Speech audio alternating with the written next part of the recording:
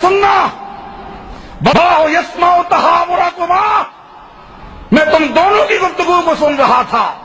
یہ اللہ کا سننا ہے، اللہ کا دیکھنا، اللہ کا سننا، یہ اللہ کی صفات ہے.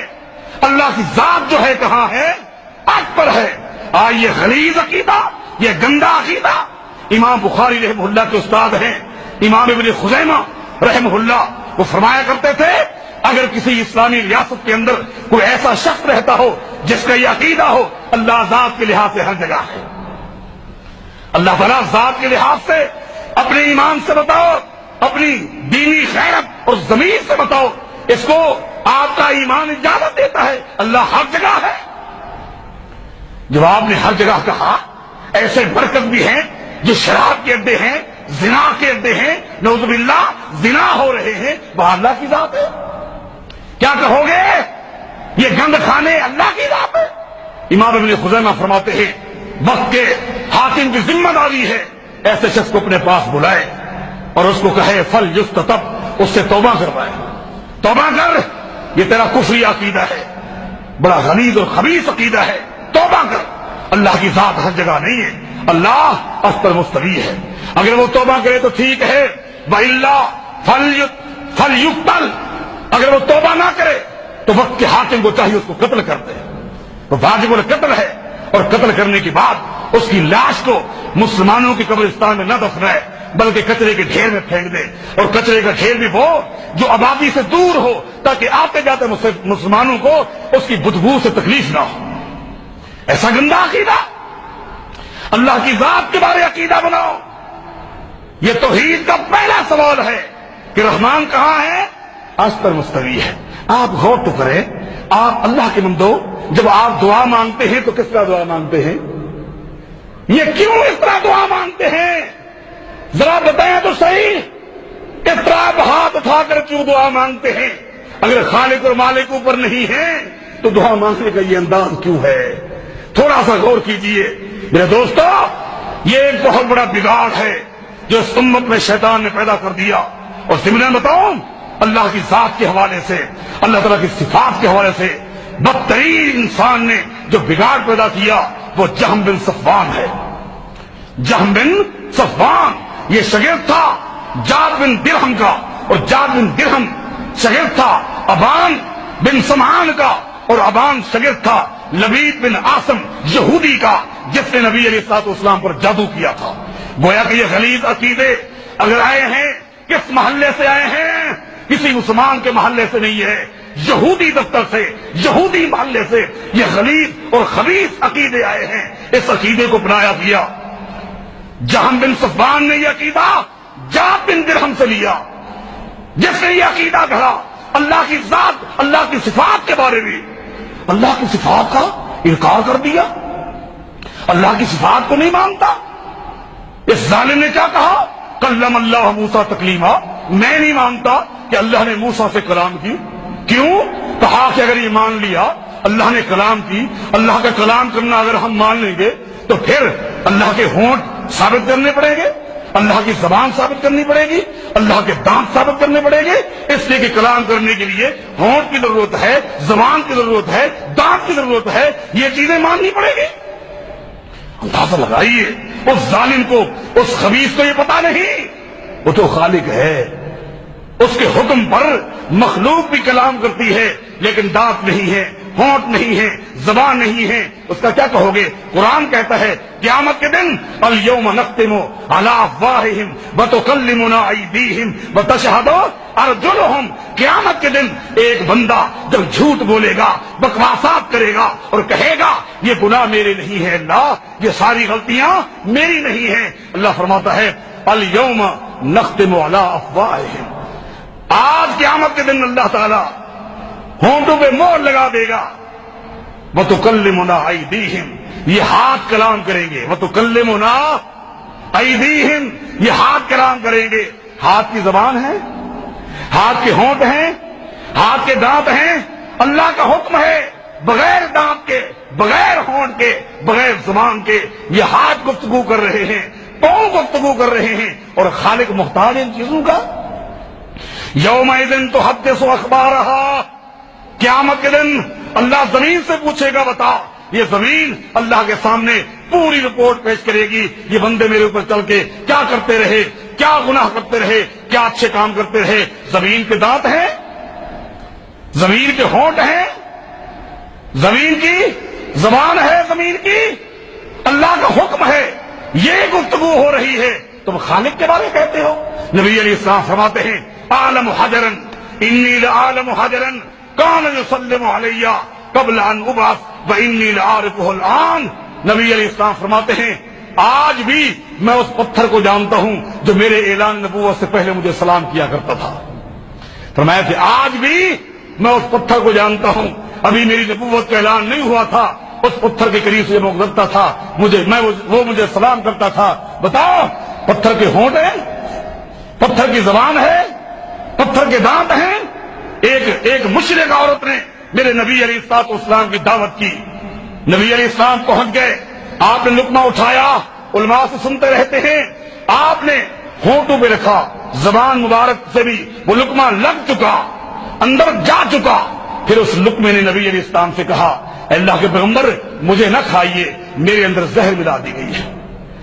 آپ سے میں پوچھتا ہوں، اس لقمے کے دانت تھے، اس کی زبان تھی، اس کے ہونٹ تھے؟ نبی علیہ السلام نے وہ لقمہ نکال کے پھینکا، اس عورت سے کہا یہ تو نے کیوں حرکت کی؟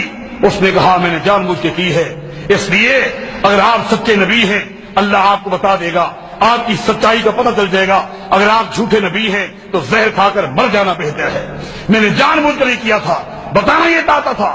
نبی علیہ السلام مکہ المکرمہ سے مدینہ طیبہ پہنچ گئے، مسجد نبوی بن گئی۔ نبی علیہ السلام کھجور کے ایک خشک تنے کا سہارا لے کر خطبہ دیا کرتے تھے۔ کچھ عرصے کے بعد صحابہ کرام نے ایک قیمتی لکڑی کا منبر نبی علیہ السلام کے لیے بنا دیا۔ آج آپ کی زندگی کا پہلا دن ہے، یہ کھجور کا خشک تنا ایک سائڈ پہ کھڑا ہوا ہے، نبی علیہ السلام نے اس منبر پہ کھڑے ہو کر خطبہ شروع کر دیا۔ صحیح بخاری اٹھاؤ، جس وقت نبی علیہ السلام نے منبر پہ کھڑے ہو کر خطبہ شروع کیا، فصاحت النخلۃ سیاہ الصبی، جس طرح ایک معصوم بچہ اپنی ماں کو جدا پاتا ہے تو چیخے مار کر جھاڑے مار کر روتا ہے، وہ کھجور کا خشک تنا رونے لگ گیا۔ نبی علیہ السلام کی جدائی کو برداشت نہ کر سکا، حتیٰ کہ حدیث میں آتا ہے نبی علیہ السلام خطبے کے دوران آپ منبر سے اترے، فضمہ الیہ، حدیث کے الفاظ ہیں نبی علیہ السلام نے اس خشک تنے کو اپنے سینے کے ساتھ لگایا، جب لگایا فجعل یؤنن انین الصبی الذی یسکن، جب نبی علیہ السلام نے اس کو سینے کے ساتھ لگایا تو جس طرح ایک روتے ہوئے بچے کے سر پر ہاتھ رکھ دیا جاتا ہے تو سسکیاں بھرتا ہے، کھجور کا وہ تنا سسکیاں بھن کر رونے لگ گیا۔ اور نبی اسلام نے فرمایا اگر میں اتر کر اس کو سینے کے ساتھ نہ لگاتا تو یہ کھجور کا خشک تنا قیامت تک روتا رہتا۔ میں بتانا چاہتا ہوں کھجور کا خشک تنا رو پڑا، روتا رہا، اس کھجور کے خشک تنے کے دانت تھے، ہونٹ تھے، زبان تھی، یہ تو مخلوق ہے، تم خالق کے بارے یہ ذہن بناتے ہو، کیسی گندی ذہنیت۔ خالد بن عبداللہ گورنر نے جب اس کو پکڑا، جاد بن درہم کو اس کو باندھا، اور قربانی کا دن جو تھا عید الاضحیٰ کے موقع پر آیا، اس نے آ کر عید کی نماز پڑھائی، اس کے بعد عید کا خطبہ دیا، خطبے کے بعد کہا لوگوں نماز ہو چکی، عید کا خطبہ ہو چکا، تم جاؤ اپنے اپنے گھروں میں جا کر قربانی کرو۔ آج قربانی کے لیے میں نے جاد بن درہم کو باندھا ہوا ہے، یہ خبیث کہتا ہے کہ اللہ نے موسیٰ علیہ السلام سے کلام نہیں کی تھی، آج اس کی قربانی کروں گا۔ مصلی سے اٹھا اور چھری پھیر کر جاد بن درہم کو ذبح کر کے رکھ دیا۔ یہودیت کی سازش، اللہ کی صفات کے حوالے سے کہیں سرے سے انکار نہیں مانتے، کہیں صفات کو مانتے ہیں، صفات کے معنی کو نہیں مانتے، ہم ید کو مانتے ہیں، ید کا معنی ہاتھ نہیں مانتے، اللہ کا جسم ثابت ہو جائے گا تو پھر کیا ہے، تعویل کریں گے۔ کیا تعویل؟ کہ تعویل یہ ہے کہ ید کا معنی ہاتھ نہیں ہے بلکہ قبضہ قدرت ہے۔ حضرات آج بھی اپنے محلے میں نوٹ کرو، اس طرح کی تعویلات کرنے والے مولوی آپ کو بھی آج ملیں گے، یہ گندے خبیث جراثیم آج بھی آپ نظر آئیں گے کہ وہ کہیں گے جب بھی حدیث پڑھیں گے والذی نفسی بیدہ کہ اللہ کے پیغمبر فرماتے ہیں مجھے اس ذات کی قسم ہے جس کے ہاتھ میں میری جان ہے، وہ یہ معنی نہیں کریں گے بلکہ وہ معنی کریں گے اس ذات کی قسم ہے جس کی قبضہ قدرت میں میری جان ہے۔ قبضہ قدرت تعویل کریں گے، ید کا معنی ہاتھ نہیں کریں گے، تعویل کریں گے۔ کیوں تعویل کرتے ہو؟ اللہ کے بندو، اللہ تعالیٰ کی صفات کو مانو، ان معنی کے ساتھ مانو۔ جب معنی نہیں مانو گے تو آپ کو پتا کیسے چلے گا؟ تم جو کہتے ہو اللہ کو سمیع مانتے ہیں، سمیع مانتے ہیں بغیر سم کے، بصیر مانتے ہیں بغیر بصر کے۔ سمیع تو مانتے ہیں، سماع نہیں مانتے، بصیر مانتے ہیں، بصر نہیں مانتے، تو پھر اللہ کے بندو قرآن نے کہا فدعوا بہا، فدعوا بہا، اللہ کو پیارے پیارے ناموں سے پکارو۔ اگر مانا نہیں کرو گے تو پھر معنی کو ہٹا دو گے تو پھر اللہ کے آگے دعا کس طرح کرو گے؟ جب تک آپ اس کو نہیں سمجھو گے کہ اللہ تو غفور ہے، اللہ تو بخشنے والا ہے، میرے گناہ معاف کر دے، جب تک غفور کا پتہ نہیں چلاؤ گے کہ غفور کس کو کہتے ہیں، غفور کا معنی کیا ہے، اللہ سے بخشش کی دعا کیسے کرو گے، جب تک آپ کو پتہ نہیں چلے گا کہ رحیم اللہ کی صفت ہے، رحیم کا معنی کیا ہے، رحمت والا، مہربان، اس وقت تک دعا کس طرح مانگو گے؟ تبھی تو دعا مانگو گے اے اللہ تو مہربان ہے، اے اللہ تو رحیم ہے، مجھ پہ رحم فرما۔ جب تک اللہ کو سمیع سماعت کے ساتھ نہ مانو گے اور بصیر بصر کے ساتھ نہیں مانو گے، اس وقت تک گناہوں سے کیسے بچو گے؟ ہاں یہ تبھی ہو سکتا ہے لوگوں کو زانی، چور، بدکار بنانے کے لیے یہ تعویلیں کی جا رہی ہے۔ ایک آدمی گناہ کرنے کے لیے جا رہا ہے، اگر اس کا عقیدہ ہو کہ اللہ دیکھ رہا ہے، اللہ بصیر ہے بصر کے ساتھ، تو خوف آئے گا، ڈر آئے گا کہ گناہ نہ کروں، اللہ تو دیکھ رہا ہے۔ ایک بندہ بکواسات کرتا ہے، اگر اس کا عقیدہ ہو اللہ تو سمیع ہے، سننے والا ہے، سمیع کو سماع کے ساتھ مانے گا تو کبھی بکواسات نہیں کرے گا، اللہ کی ناراضگی سے ڈرے گا۔ جب اس کو پتہ چل جائے وہ سمیع تو ہے بغیر سماع کے، بصیر تو ہے بغیر بصر کے، تو میرے دوستو برائی عام ہو جائے گی، بے حیائی عام ہو جائے گی، اللہ کے ساتھ تعلق ختم ہو جائے گا۔ لہذا اہل سنت والجماعت کا جو عقیدہ ہے وہ یہی ہے، اللہ کی ذات کو مانو کہ وہ عرش پر مستوی ہے، اس کی استوا کی کیفیت معلوم نہیں ہے، اور اس کی جتنی بھی صفات ہیں ان تمام صفات کو مانتے ہیں۔ ہاں البتہ اس میں تمثیل نہیں ہے، اس میں تمثیل نہیں ہے۔ اللہ کے ہاتھ ہیں، کس طرح ہیں ہم نہیں جانتے، ہم نہیں جانتے۔ اللہ تعالیٰ کے ہاتھ ثابت ہیں، ہاتھ کس طرح ہیں ہم نہیں جانتے، ہاتھ کی انگلیاں بھی ثابت ہیں، کہاں تعویل کرو گے؟ حدیث میں آتا ہے قیامت کے دن کیا ہوگا؟ اللہ تعالیٰ یجعل السماوات السبع فی اصبعین، قیامت کے دن اللہ تعالیٰ ساتوں آسمانوں کو ایک انگلی پر اٹھا دے گا، اللہ اکبر، والارضین فی اصبعین، اور ساتوں زمینوں کو ایک دوسری انگلی پر اٹھا لے گا، والشجر فی اصبعین، تمام دنیا کے جتنے درخت ہیں ان تمام کو ایک انگلی پر اٹھا لے گا، والثری فی اصبعین، تمام دریاؤں کو اور سمندروں کو اللہ ایک انگلی پر اٹھا لے گا، وسائر الخلق فی اصبعین، اور باقی پوری مخلوق کو ایک انگلی پر اٹھا لے گا۔ پانچوں انگلیوں پر اس پوری مخلوق اٹھانے کے بعد اللہ فرمائے گا انا الملک، میں بادشاہ ہوں، این المتکبرون این الجبارون، دنیا کے ظالم حکمران کہاں ہیں، این ملوک الارض، اور دنیا کے بادشاہ کہاں ہیں، ظالم کہاں ہیں؟ آج میرا دبدبا ہے، آج میری حکومت ہے، آج میرا روپ ہے، آگے سکتہ تاری ہے، کوئی جواب نہیں دے گا۔ اللہ ہاتھ کی انگلیوں پر پوری کائنات اٹھا لے گا، کیا تعویل کرو گے؟ اللہ کے عرش کے بارے تعویلات کہ جی عرش کا معنی عرش نہیں ہے، عرش کا معنی حکومت ہے، سلطنت ہے، کہ اللہ اپنی سلطنت پر قائم ہے۔ اگر عرش کا معنی یہی ہے، اپنی سلطنت پر قائم ہے، تو پھر قرآن کریم میں کیا ہے؟